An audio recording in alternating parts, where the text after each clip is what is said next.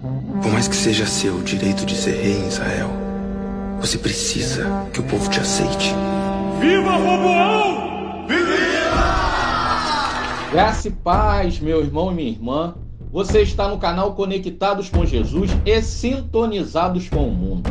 A história está cheia de relatos desagradáveis envolvendo aqueles que estão no poder e aqueles que anseiam pelo poder. E tem também aqueles que farão qualquer coisa para manter o poder.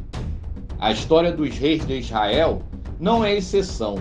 O livro de 1º e 2º Reis narra aproximadamente 350 anos perturbadores e violentos da história de Israel, com muitas guerras estrangeiras, turbulência nacional, golpes políticos, punhaladas pelas costas, idolatria e muita traição. E foi neste período que surgiu um homem comum que trabalhava no serviço braçal das obras do rei Salomão. E este homem foi levantado por Deus para ser o rei de Israel após a morte do rei Salomão. A única exigência que Deus fez a este homem foi: se você fizer tudo o que eu lhe ordenar e andar nos meus caminhos e fizer o que eu aprovo, obedecendo aos meus decretos e aos meus mandamentos, como fez o meu servo Davi, estarei com você, edificarei para você uma dinastia tão permanente quanto a que edifiquei para Davi, e darei Israel a você, e o farei governar tudo o que o seu coração desejar. O pedido que Deus fez para este homem é o mesmo pedido que ele faz hoje para mim e para você, que é fazer tudo o que ele ordenar e andar nos caminhos dele e fazer tudo o que ele aprove. Porém, aquele homem não deu a mínima para essa grande promessa de Deus e se afundou na idolatria. Aqui neste canal, buscamos impactar positivamente a vida das pessoas através da palavra do Senhor e do conhecimento que ela traz. Então, convido você a fazer parte do nosso canal. Inscreva-se e ative o sininho de notificação para que o YouTube te avise toda vez que publicarmos um vídeo novo, ok?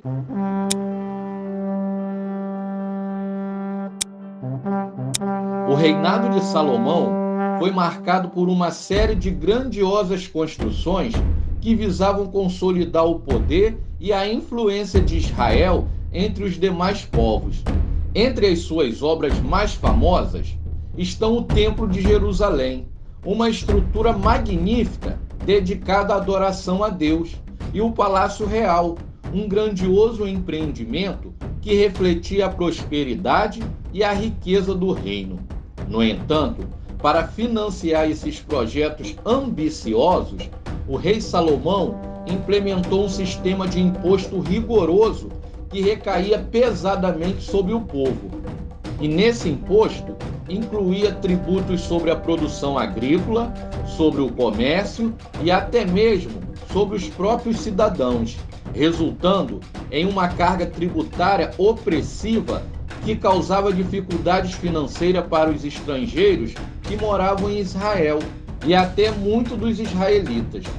O peso desses impostos, combinado com o trabalho forçado exigido para as construções, gerou uma crescente insatisfação entre o povo. E perto do fim da sua vida, o descontamento já estava começando a crescer entre as pessoas. A Bíblia diz que à medida que o rei Salomão foi envelhecendo, suas mulheres o introduziram a voltar-se para outros deuses, e o seu coração já não era totalmente dedicado ao Senhor, ao seu Deus, como fora o coração do seu pai, Davi. Dessa forma, Salomão fez o que o Senhor reprovava, introduzindo a falsa adoração no coração de Israel. E assim, Israel se tornou um barril de pólvora pronto para explodir. E foi nesse período que Deus levantou um homem chamado Jeroboão para ser o rei de Israel. Jeroboão não pertencia a uma família real. Ele era filho de Nebate e Zeroa, e ele era da tribo de Efraim. Jeroboão ganha destaque na Bíblia quando o rei Salomão vai inspecionar as obras de edificação da Torre de Miló, e onde havia tapado a abertura no muro da cidade de Davi. O rei Salomão, então, observa como Jeroboão fazia o seu trabalho com perfeição. Daí, ele procura saber quem era aquele homem e o promove como encarregado-chefe de todos os que faziam trabalho forçado, pertencentes à tribo de José. E em um certo dia, Jeroboão estava saindo de Jerusalém e caminhava pelo campo, quando encontrou com o profeta Aiás, da cidade de Siló. Eles estavam sozinhos no campo. O profeta estava usando uma capa nova. Ele então segurou firmemente a capa que estava usando e a rasgou em 12 pedaços. E disse a Jeroboão: apanhe 10 pedaços para você. Pois assim diz o Senhor, o Deus de Israel: saiba que vou tirar o reino das mãos de Salomão, como castigo por este ter adorado outros deuses, e vou dar a você 10 tribos. Após saber sobre a profecia, Jeroboão ficou com medo de sofrer algum atentado contra a sua vida, e assim ele fugiu de Israel e refugiou-se no Egito, aonde permaneceu até a morte do rei Salomão. Nessa ocasião, Sisaque, que era o faraó do Egito, assim que soube da morte de Salomão e que Roboão estava em Siquém para ser aclamado como rei de todo Israel, Jeroboão voltou do Egito e foi com o povo para ouvir qual seria a sentença do novo rei, para o povo que pedia a redução das altas cargas tributárias e dos trabalhos forçados impostos pelo rei Salomão. Porém, o rei Roboão negou a praticar uma política interna mais favorável ao povo. Ele se recusou a ouvir as justas reclamações dos cidadãos que estavam sobrecarregados com as altas cargas de impostos.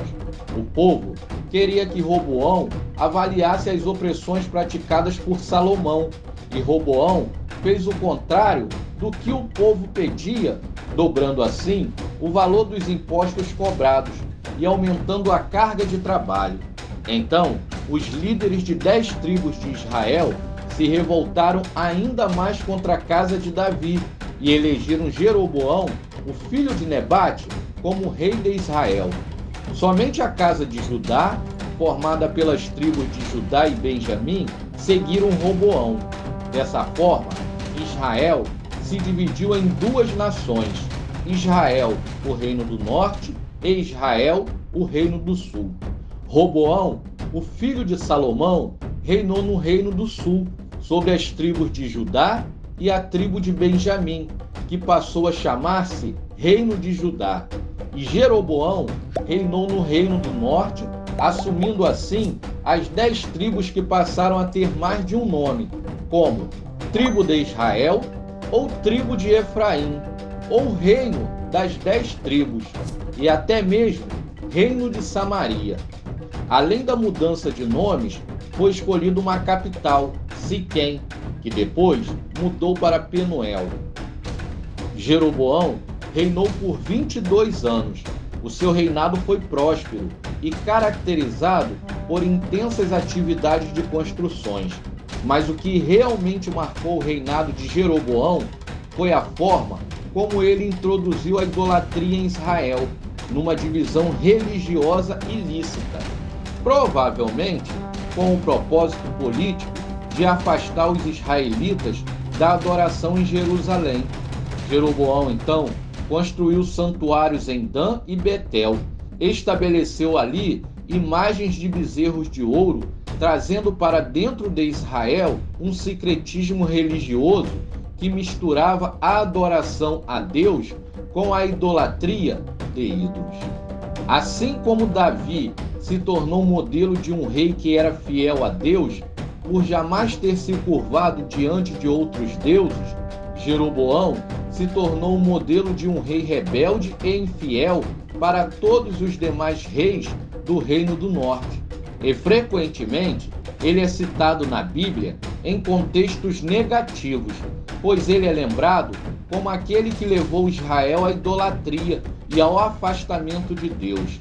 Seu reinado, bem como de seus sucessores, foi marcado por instabilidade política e espiritual. O reino de Israel do Norte, eventualmente, foi destruído pelos assírios em 722 a.C. e as tribos do norte foram levadas para o exílio como consequência de suas práticas ímpias. A história de Jeroboão serve como um aviso sobre as consequências da desobediência a Deus e da introdução de práticas idolátricas na vida de um povo, destacando a importância da fidelidade e obediência aos mandamentos divinos. A história do rei Jeroboão também nos ensina as consequências de desviarmos do caminho de Deus, desobedecendo assim aos seus mandamentos. Essa história também nos lembra sobre a idolatria, e a pergunta que fica é: quem eu e você temos colocado em primeiro lugar em nossa vida? Tem pessoas que se dizem ser cristãos, mas idolatram mais os seus bens materiais, o seu corpo e até mesmo as suas redes sociais, mais que o Senhor Deus. A história de Jeroboão nos alerta sobre os perigos de colocar qualquer coisa acima do Senhor Deus e nos lembra também da importância de permanecer fiel ao único Deus verdadeiro. Até aqui nos ajudou o Senhor. Seja um colaborador, se inscreva em nosso canal. A sua inscrição é muito importante para levarmos o Evangelho adiante. Compartilhe este canal, pois tem sido bênção na vida de muitas pessoas. Que o Senhor te abençoe e te guarde. Que o Senhor faça resplandecer o seu rosto sobre ti e tenha misericórdia de ti. Que o Senhor levante sobre ti o teu rosto e te dê a paz. Até o próximo vídeo e que Deus te abençoe.